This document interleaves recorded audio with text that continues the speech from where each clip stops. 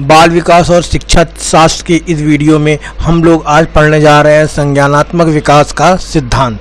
अब संज्ञानात्मक विकास के सिद्धांत में हम लोगों को क्या क्या पढ़ना है और कौन कौन से क्वेश्चंस इम्पॉर्टेंट हैं उसके बारे में इस वीडियो में हम लोग देखेंगे। तो चलिए शुरू करते हैं संज्ञानात्मक विकास का सिद्धांत।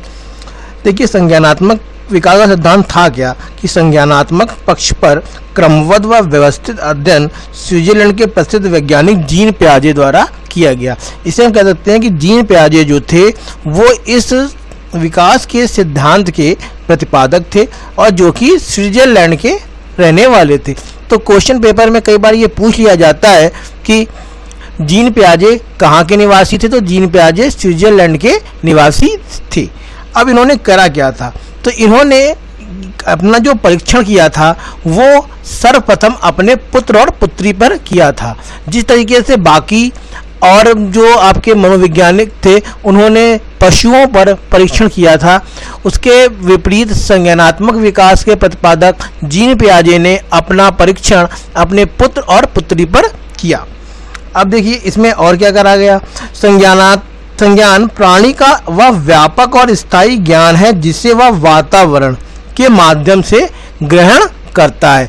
तो इस संज्ञानात्मक पक्ष पर बल देते हुए संज्ञानात्मक विकास को इन्होंने प्रतिपादित किया और कहा कि संज्ञान जो है वो एक व्यापक और स्थायी ज्ञान है जो मनुष्य कहाँ से प्राप्त करता है, वातावरणीय उद्दीपकों या वातावरणीय कारकों के माध्यम से प्राप्त करता है। इसके साथ साथ एक आपसे महत्वपूर्ण क्वेश्चन और ही पूछा जा सकता है कि वो कौन से वैज्ञानिक थे जो पहले तो जीव विज्ञान के प्रोफेसर थे और बाद में वो मनोविज्ञान के प्रोफेसर बन गए। तो वो थे आपके जीन पियाजे। ये पहले तो जीन विज्ञान के प्रोफेसर थे और बाद में ये मनोविज्ञान के प्रोफेसर के रूप में इन्होंने अपना काम जारी रखा। अब आइए आगे देखते हैं कि संज्ञान में होता क्या है। संज्ञान अवधान, चिंतन, स्मरण, कल्पना आदि क्रियाओं के अंतः संबंध से प्राप्त होता है। मतलब जब ये सभी क्रियाएं एक दूसरे से इंटर रिलेट करती हैं तब हमें क्या प्राप्त होता है, तब हमें संज्ञान प्राप्त होता है। तो इनको ये कहा जा सकता है कि जो अंतः क्रियाओं के संबंध होने के कारण जीन पियाजे के इस सिद्धांत को विकासात्मक मनोविज्ञान का सिद्धांत भी कहा जाता है। चलिए आगे देखते हैं इसमें। अब इन्होंने करा क्या था कि इन्होंने कहा था कि विकास का जो प्रारंभ होता है वो गर्भावस्था से होता है। बहुत ही इंपॉर्टेंट क्वेश्चन है, ये आपका पेपर में पूछा जाता है कि विकास का प्रारंभ कौन सी अवस्था से शुरू होता है, तो वो होता है गर्भावस्था से शुरू होता है। और संज्ञानात्मक विकास का जो प्रारंभ होता है वो कहाँ से होता है, स्टार्ट शैशवावस्था से होता है। दोनों में अंतर ध्यान रखिएगा। विकास का प्रारंभ गर्भावस्था से, संज्ञानात्मक विकास का जो प्रारंभ होता है वो शैशवावस्था से आरंभ होता है और ये जीवन पर्यंत चलता जाता है। मतलब होल लाइफ आपके ये संज्ञानात्मक विकास चलता रहेगा। अब इन्होंने करा क्या, तो जीन पियाजे ने मानव विज्ञान विकास को 4 अवस्थाओं में विभाजित किया। पहली अवस्था थी हमारी इंद्रिय पेशीय संवेदी पेशीय अवस्था, जिसे इंद्रिय जनित अवस्था या इंद्रिय गामक अवस्था भी कहा जाता है। इसको इंग्लिश में हम लोग कहते हैं सेंसरी मोटर स्टेज, जो कब से स्टार्ट होती है, वो 0 से 2 वर्ष के लिए ही होती है। मतलब जन्म से 2 वर्ष तक की जो अवस्था होती है वो हमारी संवेदी पेशीय अवस्था होती है। इसे इंद्रिय गामक अवस्था भी कहते हैं। ये इसके उपनाम दिए गए हैं, कई बार ये पेपर में पूछ भी लिए जाते हैं।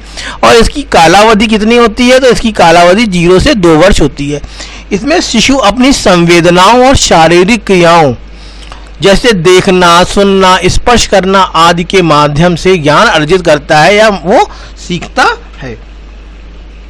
ये था हमारा संवेदी पेशीय अवस्था।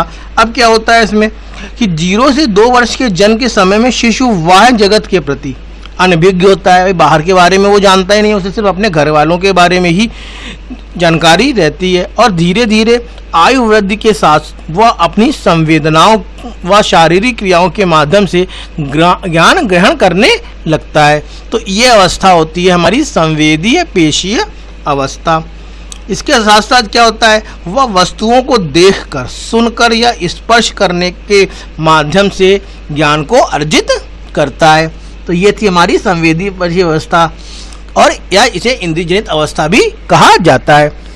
नेक्स्ट अवस्था हमारी क्या थी, पूर्व संक्रियात्मक अवस्था, जिसको पूर्व वैचारिक अवस्था, संचालन पूर्व की अवस्था या अतार्किक चिंतन की अवस्था के नाम से भी जाना जाता है। और इस अवस्था की जो समयावधि थी वो थी 2 वर्ष से 7 वर्ष। इसमें शिशु अनुकरण के माध्यम से और खिलौनों के माध्यम से ज्ञान अर्जित करता है। तो इसके अलावा इसमें क्या था है कि इस अवस्था में शिशु दूसरों के संपर्क से, खिलौनों व अनुकरण के माध्यम से ज्ञान को ग्रहण करता है। खिलौनों की आयु इसी अवस्था को कहा जाता है। ये बहुत चीज ध्यान रखना है, इसे क्या कहा जाता है, इसे खिलौनों की आयु भी कहा जाता है। क्वेश्चन पेपर में पूछ लिया जाता है कि खिलौनों की आयु कौन सी अवस्था को कहा जाता है, तो 2 से 7 वर्ष की अवस्था को खिलौनों की आयु कहा जाता है। इसमें शिशु अक्षर लिखना, गिनती, गिनना, रंगों को पहचानना आदि का काम करता है, या कभी कभार वो पूछने पर नाम बता देता है। घर के छोटे बड़े कार्यों में मदद करना भी आरंभ कर देता है। कब कर देता है, वो पूर्व संक्रियात्मक अवस्था में कर देता है। अब आती है हमारी कौन सी अवस्था, मूल संक्रियात्मक अवस्था, जिसे वैचारिक अवस्था कहते हैं या मूल चिंतन की अवस्था कहते हैं। ध्यान रखिएगा, यहाँ पूर्व लिखा है, पूर्व वैचारिक, और यहाँ पर क्या है, वैचारिक है। यहाँ अतार्किक चिंतन है, यहाँ पर मूर्त चिंतन होता है। अब इसमें होता क्या है, इस अवस्था की जो अवधि है वो 7 से 12 वर्ष की होती है, और इस अवस्था में बालक तार्किक चिंतन करने लगता है, लेकिन यह चिंतन केवल मूर्त वस्तुओं को देखकर ही होता है, अमूर्त वस्तुओं का नहीं करता है। इस चीज़ से चिंतन का तैयारी काल भी कहा जाता है। अब देखिए इसमें और क्या क्या था कि इसमें जो उसकी जो सोच होती है वो कैसी होती है कि इस अवस्था में बालक तार्किक चिंतन करने योग्य हो जाता है, लेकिन उसका जो चिंतन होता है वो मूर्त वस्तुओं तक ही सीमित होता है। वह अपने सामने उपस्थित 2 वस्तुओं के बीच अंतर करना, तुलना करना, समानता असमानता बताना, सही गलत को उचित बताना, ये सब इसमें सीखता है। जो 4th अवस्था है वो थी औपचारिक संक्रियात्मक अवस्था, जिसे तार्किक चिंतन की अवस्था भी कहते हैं। इस अवस्था की अवधि क्या थी, 12 से 15 वर्ष होती है, या कहें, या कई बार क्या होता है 12 से 15 वर्ष तो नहीं होगी, ये इसके 12 वर्ष के बाद की अवधि होती है। ये 15 वर्ष नहीं होगी मानी जाएगी, क्योंकि ये आखिरी अवस्था है, तो ये 12 वर्ष के बाद की अवस्थी से स्टार्ट हो जाती है। अब क्या है, इस अवस्था में किशोर मूर्त के अलावा अमूर्त चिंतन करने योग्य भी हो जाता है। इसमें जो तार्किक चिंतन की अवस्था के नाम से भी इसको जाना जाता है। तो ये 4 अवस्थाएं थी जो जीन पियाजे ने अपनी दी थी। इसके साथ इन्होंने कुछ विवेचनाएं भी करी थी। इन्होंने कुछ चीज़ों को ध्यान में नहीं रखते हुए इन अवस्थाओं को दिया था। इन्होंने आत्म केंद्रित भाषण पर, बहुत इंपॉर्टेंट आपका टॉपिक है ये, कि इस पर कोई ध्यान नहीं दिया था। साथ साथ सामाजिक संतरण बौद्धिक विकास का निर्धारित तत्व नहीं है, ये भी इन्होंने बताया था कि समाज से बौद्धिक चिंतन में कोई अंतर नहीं पड़ता है।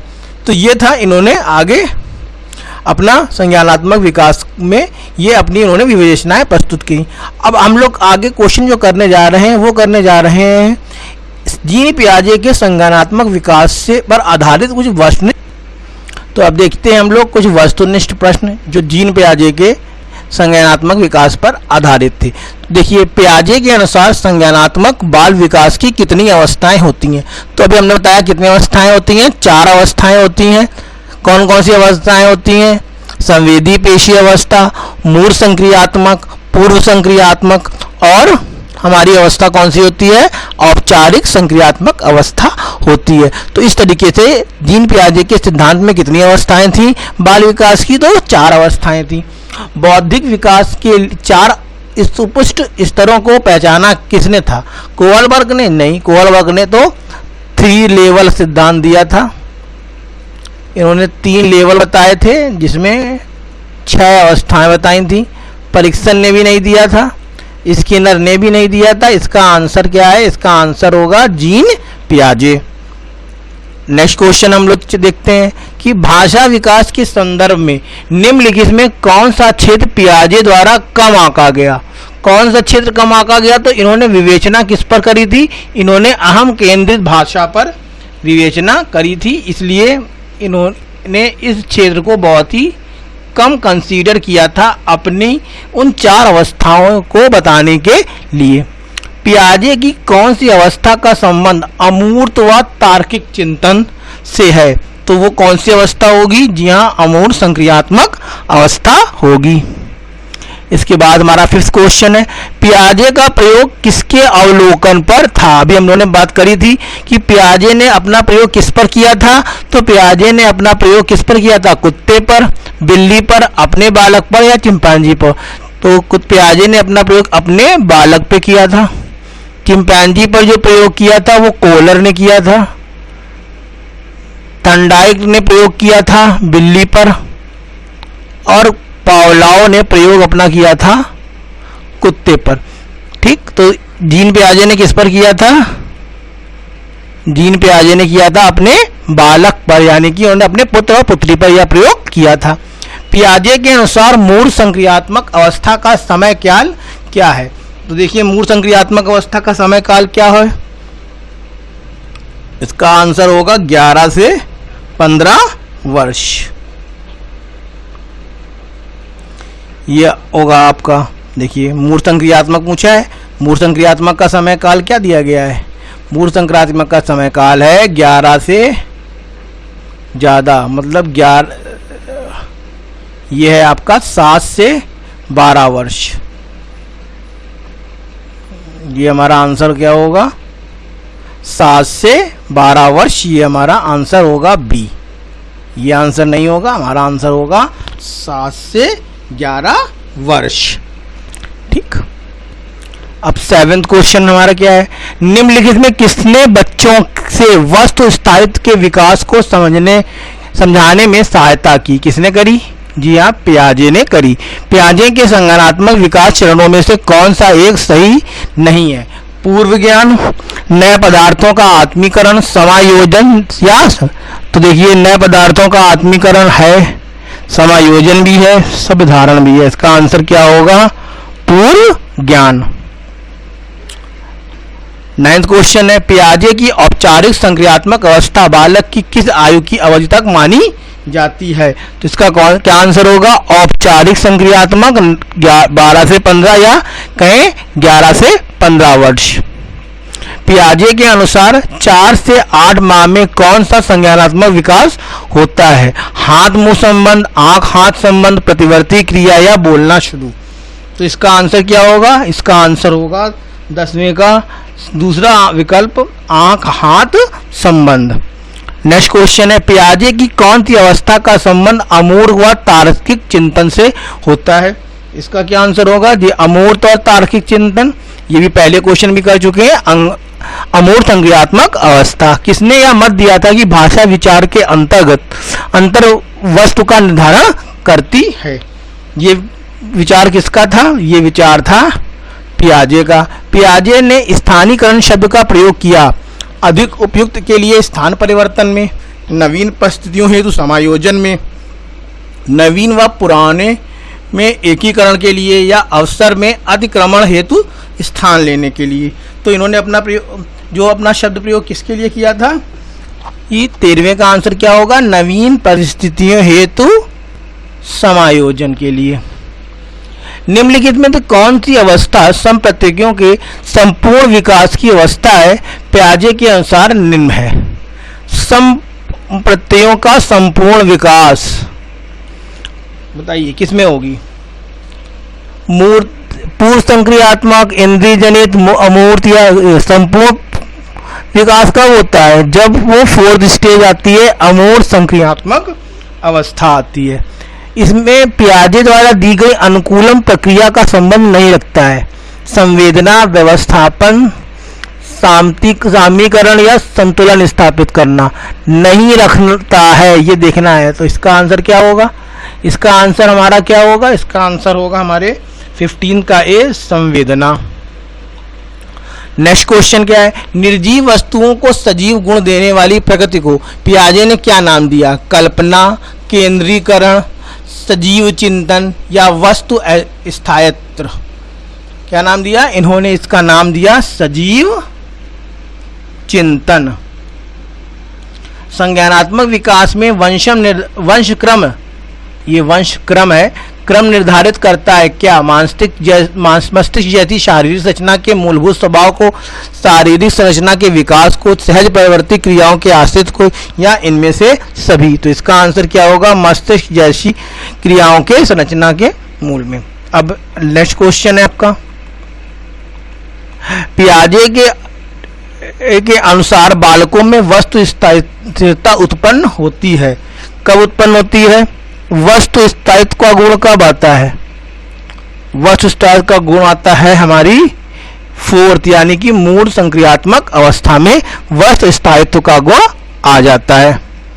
नेक्स्ट क्वेश्चन है, विकास के किस आयाम के संबंध में पियाजे ने कोहल वर्ग के विचार समान थे? मोस्ट इंपॉर्टेंट क्वेश्चन, कोहल वर्ग और पियाजे के विचार समान थे कौन से आयाम में? जी इसका क्या आंसर होगा? इसका आंसर होगा संवेगात्मक विकास के लिए दोनों के जो विचार थे वो समान थे। 21वां क्वेश्चन है, पियाजे के अधिगम के संज्ञानात्मक सिद्धांत के अनुसार वह प्रक्रिया जिसके द्वारा संज्ञानात्मक संरचना को संशोधित किया जाता है क्या कहलाती है? वो कहलाती है समायोजन। ये सीटेड और यूपीटेड दोनों में ही एक बार पूछा जा चुका है, ये आपका एक इंपॉर्टेंट क्वेश्चन है। नेक्स्ट क्वेश्चन क्या है? निम्नलिखित में से पियाजे के अनुसार बौद्धिक का निर्धारित तत्व नहीं है? सामाजिक संरचना, अनुभव, संतुलित करना या इनमें से कोई नहीं। तो अभी हम लोगों ने विवेचना का दूसरा पॉइंट पढ़ा था, सामाजिक संरचना जो है वो बौद्धिक संरचना का तत्व का तत्व नहीं है, ये हम लोगों ने पढ़ा था। इसके बाद चिंतन अनिवार्य रूप से एक संज्ञानात्मक गतिविधि है, मनोगतिक प्रक्रिया है, मनोवैज्ञानिक परिघटना है या व्यवहारात्मक व्यवहार है? तो इसका आंसर क्या होगा? हमारा संज्ञानात्मक गतिविधि है। नेक्स्ट क्वेश्चन है, बच्चे दुनिया के बारे में अपनी समझ व सृजन करते हैं, इसका श्रेय किसको जाता है? इसका श्रेय किसको जाता है? जी नहीं, स्किनर को नहीं जाता है, इसका श्रेय जाता है पियाजे को।